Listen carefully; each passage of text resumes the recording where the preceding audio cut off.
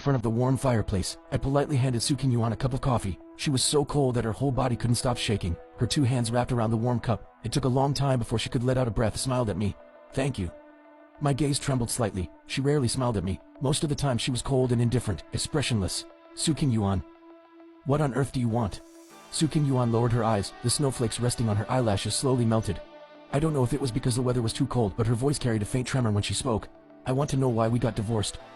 I frowned, looking at her face. She also looked straight at me calmly. Her eyes held sincere confusion and bewilderment, but my heart was in turmoil, so everything that happened in those 5 years was truly and completely ignored. I let out a breath, suddenly feeling a bit regretful. For letting her in, I should have just turned off the lights and gone to bed and let her freeze to death outside. The woman hesitated for a long time before uttering two unfamiliar words. "Guyan." How ridiculous. The first time she said my name so seriously was after our divorce. 6 years, my gaze on Su Qingyuan inevitably carried a hint of sarcasm. "Su Qingyuan, have you ever thought that perhaps the reason you don't know why we divorced is the reason itself?" Su Qingyuan's body stiffened for a moment, a rare look of bewilderment in her eyes. She was always like this, with her superior background, successful career, and brilliant mind, making it easy for her to handle everything, but also indifferent to everything around her, as if no matter how things developed, they would never escape the trajectory she had set.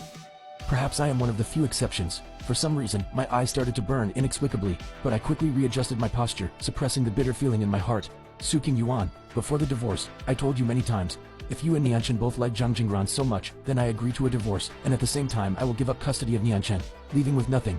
Just transfer all our marital assets to Nianchen's name. Consider it the child support left for him by this unloved father. I've already said these words clearly to you." At this point, I looked towards Su Qingyuan. "Do you have any recollection?" Su Qingyuan's hand, which was holding the cup, unconsciously tightened. It seemed like she was trying to remember something, but the blankness in her eyes betrayed her. She couldn't remember anything at all. I, of course, knew this would be the result, because she never seriously listened to anything I said when I was her husband. Back then, to her, I was just a spouse in name only. Su Qingyuan lowered her head. Her voice was full of disappointment and guilt. "I'm sorry, I really don't remember you saying those words. Maybe I was busy at that time. But is this the reason you divorced me? I really can't accept such a reason. Then what about the smell of perfume on your clothes every night when you came home? Is this reason enough for me to divorce you?" Su Qingyuan's expression froze. She seemed to have finally grasped the point of conflict in my words, but she shook her head as if in disbelief. "Zhang Jingran, you divorced me because of him?" The surprise in Su Qingyuan's voice grew stronger. It seemed that divorcing because of Zhang Jingran was even more absurd than divorcing because she never listened to me. Even more absurd. But I just drank my coffee and nodded indifferently. "Yes. Every day you came home smelling of Zhang Jingran, Nianchen would talk nonstop about wanting Uncle Zhang to be his new dad. Did you expect me to shamelessly cling to the status of the Su family's son-in-law, which I never cared for?" Su Qingyuan's face rarely turned pale for a moment. "So you suspected me of cheating?" I raised a finger and wagged it in front of her. "It wasn't a suspicion. When you brought Zhang Jingran to all sorts of events, letting others introduce him without any hesitation, when your friends mocked me and said that you and Zhang Jingran were a better match, when you signed the divorce papers without a glance just to leave with Zhang Jingran sooner, you signed the divorce papers. Whether you were cheating or not no longer mattered. I divorced you, as I said, simply because I didn't want to be imprisoned in the cage called the Su family's son-in-law. Su Qingyuan, to be that puppet in name only. Divorcing you was simply because I didn't want to be imprisoned in the cage called the Su family's son-in-law. Su Qingyuan, to be that puppet in name only, I was never willing." Su Qingyuan's eyelashes trembled. She didn't say a word for a long time. She probably didn't know I would say these things. Perhaps she also didn't care about my true feelings. She just wanted a chance to review her failure. But as I see it, none of this is necessary, because she likes Zhang Jingran. She'll remember his birthday, meticulously prepare gifts and surprises, and know his preferences like the back of her hand. She loves Zhang Jingran, so this failure of mine won't appear in her future married life. I raised my hand and glanced at my watch. It was 4:30 in the morning. A wave of exhaustion washed over me. I opened my mouth to see her out. "See, Yosu, you must understand everything you wanted to know now, right? Please go home soon. I need to rest." Before I could finish my sentence, I heard an extremely clear and formal sound. I was stunned for a moment. The words caught in my throat hadn't even come out. Su Qingyuan looked at me without blinking. "I'm sorry. I didn't know that these details I overlooked caused you so much grievance. I was wrong. I apologize to you." I couldn't help but find it a little amusing. To make the arrogant Su Qingyuan apologize, I must be the only one. Suddenly, Su Qingyuan spoke up abruptly, interrupting my train of thought. "But there is one point I don't agree with you on. I didn't cheat. I don't like Zhang Jingran at all. I take care of him and grant all his requests to fulfill my older sister's dying wish.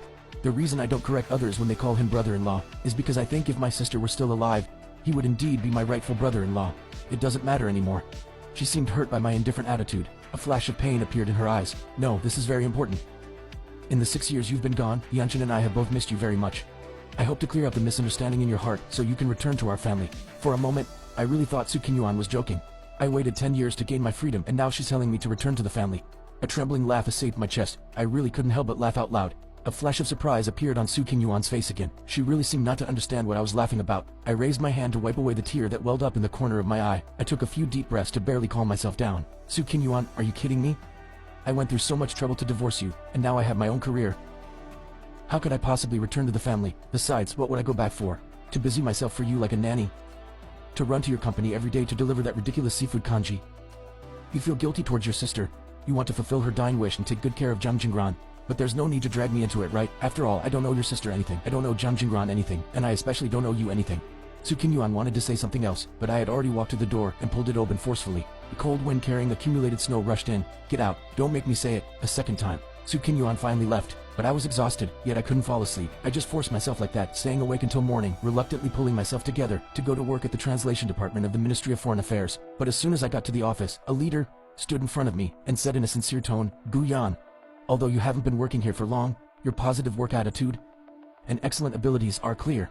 This time, the Domestic Su Corporation wants to develop a new energy project in Finland.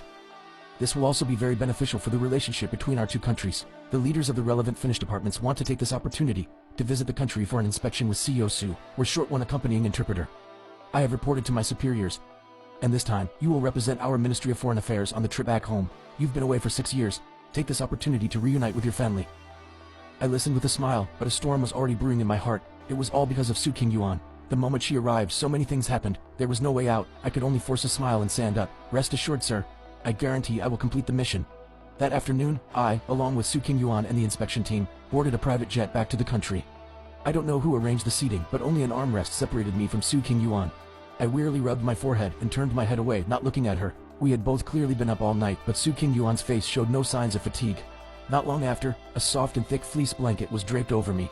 Su Qingyuan's movements were very careful, as if she were afraid of waking me, but I wasn't sleeping, and I didn't want to even glance at her. To me, she was someone I had once genuinely loved and admired, but also the shackles that bound me. My relationship with her had completely ended the moment I signed the divorce papers. I just never expected that as soon as I got off the plane, I would see the son with whom I only shared a blood tie. Gu Nianshan. Mother Su was holding his hand as they stood in the waiting area. Now 9 years old, he was much taller, his eyes were red. The moment he saw me, he shouted loudly, "Dad!" The leaders in the inspection team looked at each other. Someone asked in a low voice, "What's going on?" I smiled politely and answered casually, "This little friend probably can find his dad." Su Qingyuan beside me immediately darkened her face. Turns out she can understand Finnish. Gu Nianshan wanted to run over, but Mother Su held him back. This elegant older woman didn't let him continue to cry and make a scene, led him away. Mother Su definitely didn't come here out of kindness to let a father and son meet. Perhaps she wanted to use Gu Nianshan to force me to do something. It's just that now I have no reason to obey her anymore. The few days accompanying the Finnish inspection team to visit the Su Corporation went quite smoothly. After all, Su Qingyuan never made mistakes at work. But as soon as the inspection was over, she came to find me. "You want to come home with me to see Nianshan? He misses you a lot." I shook my head. Forget it. He never liked me to begin with. Now that I've been gone for 6 years, he must hate me even more. He likes Zhang Jingran. Letting him be his father also helps you fulfill the dying wish. Why don't you just marry Zhang Jingran soon? That way it's a win-win. So your future husband won't have to take care of him with you. Su Qingyuan sighed wearily. Gu Yan. Do we have to talk like this? I gave her a cold glance. Don't like hearing it. We could have not spoken at all. After speaking, I packed my things and went straight back to the hotel I was staying at. As for the Su family home, there was absolutely no reason to go back. Finding out my buddy was also in the country, I was in a great mood. I quickly asked him to meet up. The moment we met, I saw his eyes light up. He pulled my hand and spun me around a few times, looking me over. Finally, he hugged me and exclaimed, "This is great. Brother, this is how you're supposed to look." Not having seen each other for 6 years, brothers getting together always have endless topics to talk about. As soon as we started talking, several hours flew by. We were in the middle of an animated conversation when my phone suddenly rang. It was an unknown local number. I frowned and hesitated for a moment, but finally answered. A woman's tentative voice came from the other end. "Hello. May I ask if this is Gu Nianshan's father? I am his homeroom teacher." Gu Nianshan got into a fight with a classmate at school. I've already called his mother, and she told me to contact you. My buddy suddenly interrupted, angrily snatched my phone. "No, you've got the wrong number," he said as he hung up. "Su Qingyuan. Is she crazy? You two are already divorced, and you didn't even want custody. Now you've only been back for a few days. She's just looking for trouble." Before he could finish, the phone rang again. I answered it again. The teacher on the other end, her tone anxious and impatient. "Gu Nianshan's father, I'm here now. I must ask you to come here as soon as possible. Adult matters shouldn't affect the child's physical and mental development. What's more, Gu Nianshan has split open his classmate's head. The other parent is urging you to come take the injured child to the hospital." I had no choice. My buddy and I could only rush to the school. In the teacher's office, several children were covered in dirt, but all the other children had parents with them. Only the injured Gu Nianshan had no one behind him. The classmate's parent was hugging their child and pointing at Gu Nianshan, scolding him furiously. "So young, how can you be so vicious? Didn't your dad teach you not to hit people randomly?" Before this parent could finish, the children next to them started snickering maliciously, all shouting, "He has no dad!" Gu Nianshan's eyes immediately turned red with anger. Like a wolf cub, he charged forward to fight again. You could tell the Su family had probably arranged formal martial arts classes for him, but his opponent had a parent protecting them after all. Seeing me at the door, his eyes stung and turned red. I could see tears welling in his eyes, and he bit his lower lip hard, turned his head away, and stood up resolutely. I paid no attention to Gu Nianshan's stubbornness and walked inside. My gaze swept over everyone as I gave a simple introduction. "I am Gu Nianshan's biological father, and I am divorced from his mother. And I don't have custody. Regarding compensation, you can speak with his mother, Su Qingyuan." Gu Nianshan looked up at me in disbelief. I saw him quickly lower his head to wipe his eyes, the movement so fast as if he were afraid of me noticing. Didn't this child used to urge his mother and me to divorce? Where are these tears coming from now? At the mention of Su Qingyuan, the parents looked at each other, their arrogance diminishing quite a bit. Su Qingyuan's name graced the front pages of financial sessions year-round. There probably weren't many people who didn't know who she was. This small matter was easy to resolve even without her personal appearance, but she still tossed this matter to me. Did she think this would awaken my fatherly feelings for him? Had she forgotten that love needs to be a two-way street? Gu Nianshan's father, even if you're divorced from Xiao Su, regarding Gu Nianshan hitting someone, you still have to give us an explanation, right? I nodded. My gaze held gently on Gu Nianshan. "Why did you fight?" Gu Nianshan craned his neck, refusing to speak. "If you don't want to talk, then wait for your mother to come and talk. I have things to do. I don't have time to get entangled with you here." Before I finished, Gu Nianshan, like an enraged little animal, yelled, "They said I don't have a father. Are you satisfied now? Why didn't Mom marry Uncle Jiang? He wouldn't ignore me like you do. I hate you." I waited for him to finish yelling, then raised an eyebrow. "When your mother and I weren't divorced, it was understandable that you wanted Jiang Jingran to be your father and yelled at me. Now that your mother and I are divorced, you can go find whoever you want to be your father." The parents looked at each other. Whispers reached my ears. Such a young child encouraging his parents to divorce. No wonder his dad doesn't want him. That Mr. Jiang, I think I've seen him. He often attends major events with Xiao Su. I thought he was Xiao Su's husband. I didn't expect him to be the other man. At his age, Gu Nianshan was in his rebellious phase. How could he bear to hear such words? He immediately wanted to run out, but he hadn't taken more than a few steps before he backed away. Su Qingyuan, followed by her assistant and bodyguards, strode in. Her face was expressionless, full of oppressive power. As soon as she arrived, the whole office seemed to become much more cramped. Her cold gaze swept over everyone. "What happened?" Everyone looked at me. I looked at you. No one said a word. Gu Nianshan seemed very scared too. He stood to the side with his head down, not daring to breathe loudly. I gave her a cold glance. "It's good that you're here. As the child's guardian, you should handle this. I'm leaving now." Ignoring the two of them calling after me, my buddy was annoyed when he saw me return. "That ungrateful brat, you're really wasting your time worrying about him. You don't know. But after you left that year, he kept screaming for Jiang Jingran to be his new dad. Su Qingyuan slapped him for it, and he made a scene threatening to run away from home. He was almost kidnapped. I heard it was Jiang Jingran who braved danger to save him. You could say their love is mutual." I went straight to the bar with my buddy. The minor incident at the school was quickly thrown to the back of my mind. I just didn't expect that when the two of us stumbled out of the bar drunk, we would run into Su Qingyuan and her son. She was holding Gu Nianshan's hand.